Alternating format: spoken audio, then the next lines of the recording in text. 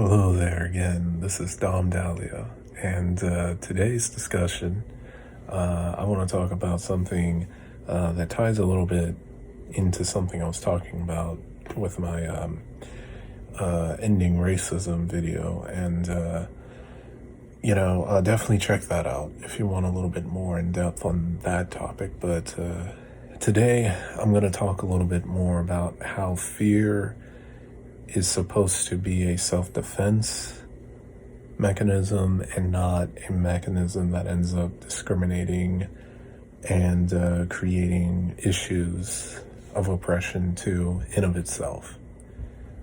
Now, last video I talked about how fear is very tied a lot of times to culture, but in the end, it's in of itself not really what defines culture, as much as, like I said, art and sex, but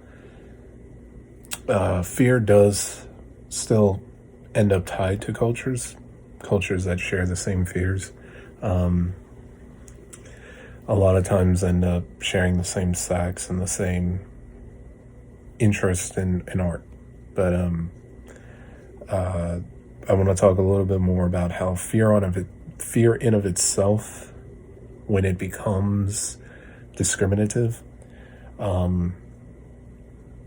What I mean by that is to say, a lot of times we have what's considered a fear inequality going on in societies overall. And what that means is to say that because not everybody fears the same thing, this has led to still a lot of inequalities where some cultures' shared fears have been deemed more important or valuable than other people's, which, has created internalized dominance, which is when a dominant group feels they're obliged to practice willful ignorance of other groups aside from their own. And then you have something else called internalized oppression, which is when you have people of a marginalized group or a subordinate group or a non-dominant group in a society that ends up feeling that the dominant group has the right to be discriminative against them. So, sometimes that happens with racism, some people get to a point where they believe that the dominant group has the right to be racist. That's an example of internalized oppression. When the minoritized or the marginalized group justifies and defends a dominant group's willful ignorance.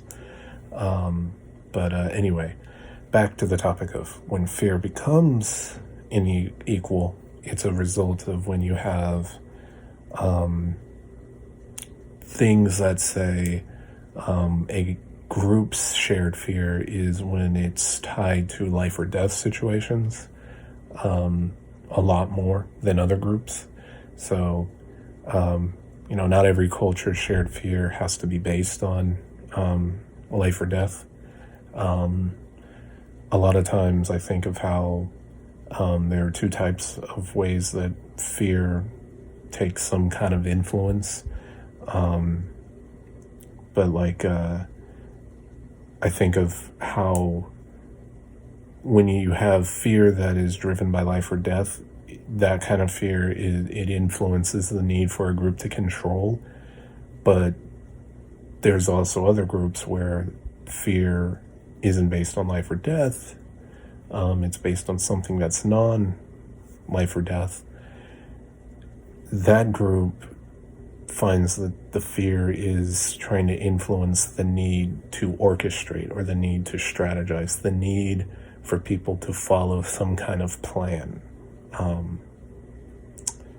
which is different from control. So there are some fears out there where the fear influences a group's desire or need to control, but then there are other fears that influence a group's need to orchestrate or to strategize. A lot of times I find that fear is going to be a part of people's lives but it becomes a problem when it doesn't really convert to things that we know are a part of everyone's life, like suffering. It's a very it's common in like I think Buddhism to say that life is suffering, but I think of how like everybody goes through pain in life, and everybody's life lesson is to learn how to overcome pain. But I find that emotions can turn to pain, which is, acceptable, I think. I think of how, like, sometimes just think of, like, happiness, right? You're laughing, and you're laughing so hard that you get a split in your side, right? And that becomes painful, right? But do you have a problem with happiness, therefore, because it turned us to pain? I don't think it should become a problem, nor should other emotions like fear. Every emotion is usually acceptable if it's able to be known how that emotion turns to just suffering, to pain.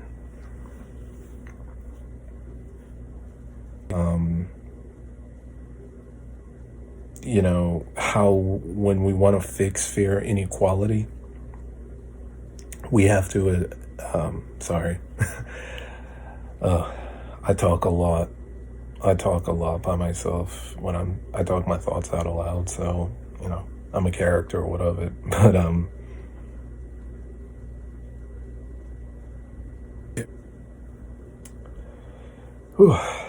clear my throat. But, yeah, I think of how fear inequality, one of the things that tends to happen is when we stop seeing people that share the same fears that we do. So a lot of times, fear inequality, one way that it ends up continuing to manifest is when we no longer see ourselves or people like us that share the same fears as like us, right? So a great example is, let's say you feared bats, right? I think that's a reasonable fear to have. But let's say there's somebody else who shares the same fear like you, but you don't see that person as really like you in this sense. You don't see how you're both similar. That in of itself is what continues to create segregation in this regards. Is fear inequality continues to grow when you stop seeing how people who do share the same fears like you are like you.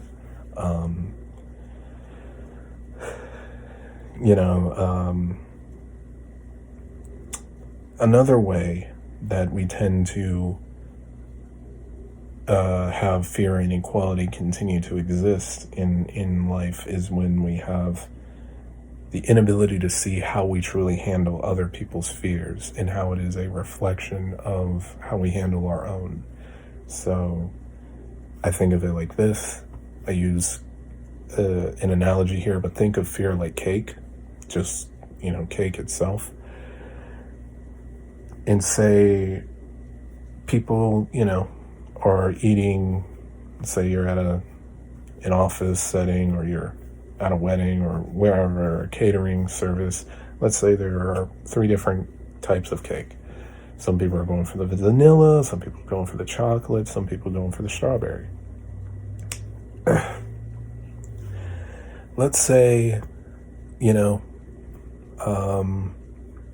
you prefer vanilla, or that, let's say you just find that fear that you tend to have is vanilla. Well, some people's it's chocolate, some people it's strawberry. But let's say how you handled other people's fear, let's say how you treated people based on them eating chocolate or them eating strawberry, was not really good. Let's say you were aggressive to them, or let's say you were just, you were very, you felt very like you couldn't treat them like you would treat yourself. I think of it like this: how you handle others' cake is how you handle your own. Meaning, other people have fears of heights. Let's say you didn't handle it all that well when you were, say, hiking with somebody, and you were hiking with somebody who was afraid of heights. You're on a mountain. Let's say you're not handling their fear all that well. Let's say you're aggressive with them. You're telling them to calm down in a very, unfriendly tone, in a more aggressive tone. Well, in circumstances like that, that's not a reflection on you handling fear better than them. That's a reflection on how you handle your own fear. So, that's an example of, if you handle somebody else's fear aggressively, you probably handle your own fear aggressively then. And so sometimes we don't see that either. How we deal with other people's fears is a direct representation of how we handle our own. So yeah, I just kind of want to make this video about that, to say fear inequality is a real thing, because cultures still exist with the idea of basing a lot on commonalities with things like fear, but that we must not see fear in of itself as the definitive view of how people get along, because a lot of times, in my opinion, fear is more genuine when it's tied to pain rather than when fear is tied to nothing, except just things like superstition, or tied to the inability to understanding why other people say fear what they do. Because fear it puts us into a heightened sense of survival. Usually when your body needs to be in a state of survival, it's because it's in a state of damage or pain and it needs repair. So adrenaline is supposed to help repair the body. That's why I say usually fear should turn to pain if it's genuine. Otherwise, it's not really essential or really helpful. And when that, by knowing that, you won't inadvertently be adding to the fear inequality. It's important that we do our best to not add to the fear inequality that has existed among cultures living in the same place, living in the same land, on the same land. The more we can fight against fear inequality, the better off we all are. Thank you for listening. I will be doing more discussions in the future. Take care.